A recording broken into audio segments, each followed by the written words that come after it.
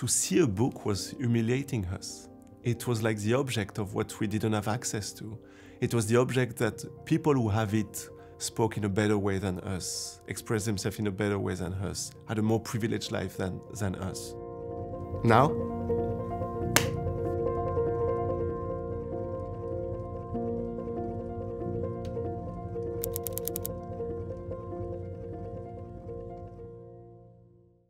literature for me meant two opposite things.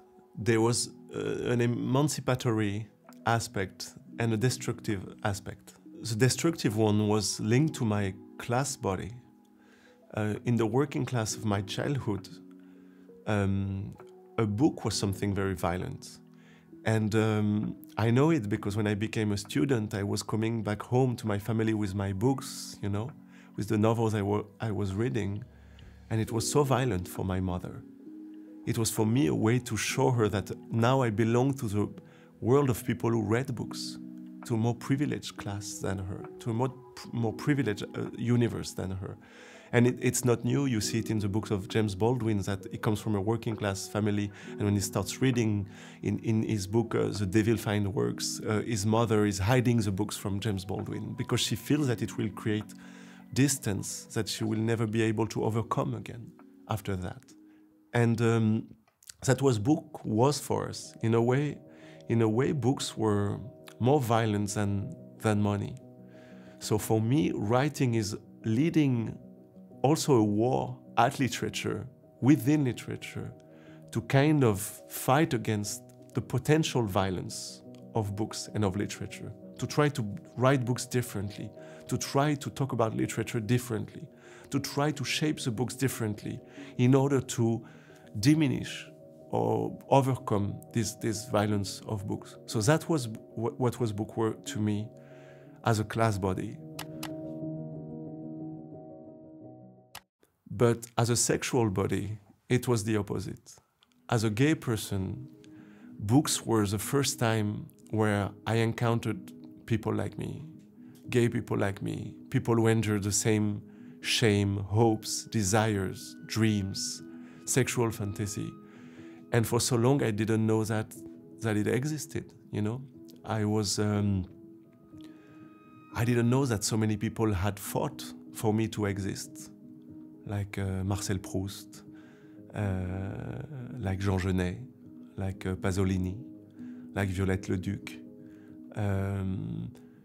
And suddenly, in books, I found what suddenly appeared to be as my history, but that I didn't know. For so long, I thought that my history was my father and my grandfather, but I didn't fit in. And I thought, like, what is this history that I don't fit in? And suddenly I read Proust or Genet, and I thought, but this is my history. This is where I belong. And my history had been hidden from me for so long. And so, yes, as a class body, culture was violent, but as a gay body, culture was a liberation. And I write somewhere in between, in this kind of relationship of love and hate for literature. But I think it's healthy also. I think in order to do good literature, you should not love literature too much. You should be suspicious of literature, you know? You should ask literature, what wrong did you do? What didn't you represent? What did you keep in the shades of silence?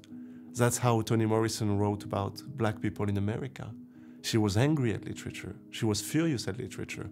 She started to create a series of books at Penguin in America, which is an American publishing house, to publish books from Black people, because she said literature had been excluding them.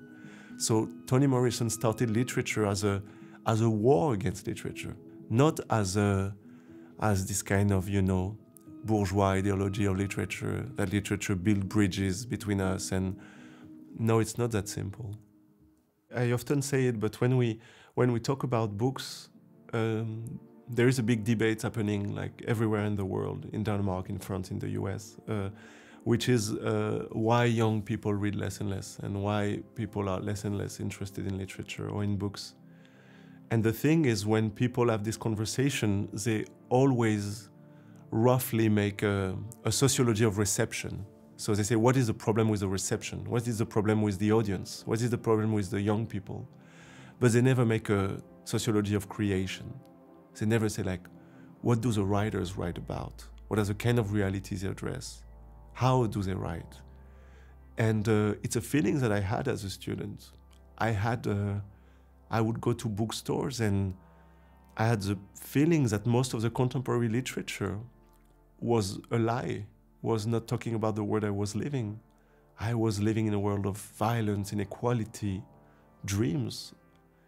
And I didn't see it in contemporary literature. I would see it in older literature, like Faulkner or Virginia Woolf or Proust. But I didn't see it so much in the contemporary literature. And I thought, I want to bring literature closer to reality. I had the impression of writing in a state of divorce between literature and the world. And I try to reduce that gap. And maybe, I don't know, that it's what some people recognize in the books I wrote. Literature should be like a political movement. It's a moment where you suddenly see a reality that you did not see before. Reality is the most paradoxical thing in our lives because reality is everywhere, you know. We walk in reality, we breathe reality, we are reality, we put reality clothes. Reality is everywhere, and at the same time, reality is the hardest thing to grasp and to see. How strange, you know. So when Simone de Beauvoir writes The Second Sex in the 1950s about the conditions of women, suddenly people say, oh yes, this is what I've been living. This is what I've experienced as a woman. And women experience that for thousands of years. But it took thousands of years to find a language on this reality and suddenly to see this reality. And so a great book is like a great social movement. It's getting closer to reality. And the problem with so many forms of literature is that they are proud to be as far as possible from reality. The further you are from reality and the more chic you are, literally speaking, you know. You are not like this, close to the bodies and close to the gloomy aspects of reality. So you have to fight against a certain ideology of literature when you write. You have to fight against that.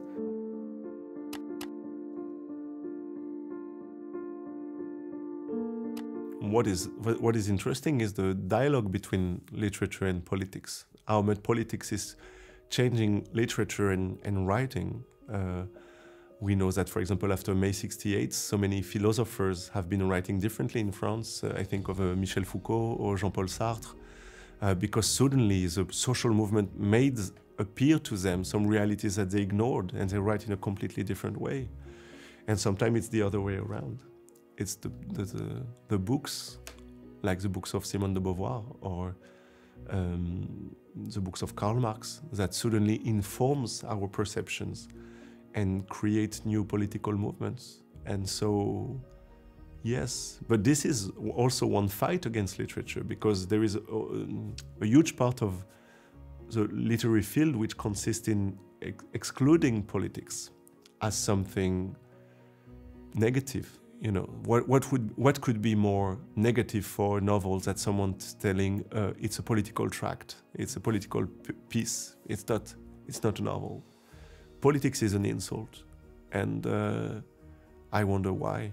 Because it's too close from reality, and the dominant class who creates literature, they don't like reality.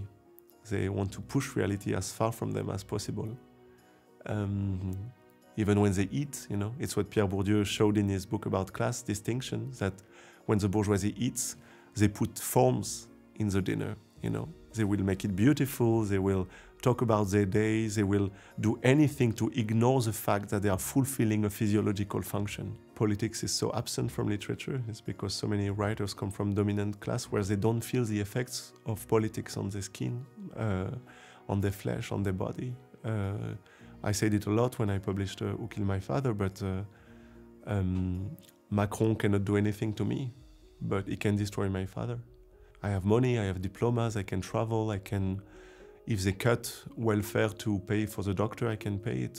But if they cut it for my father, he cannot go to the doctor anymore. So yeah, when you have nothing, politics means everything.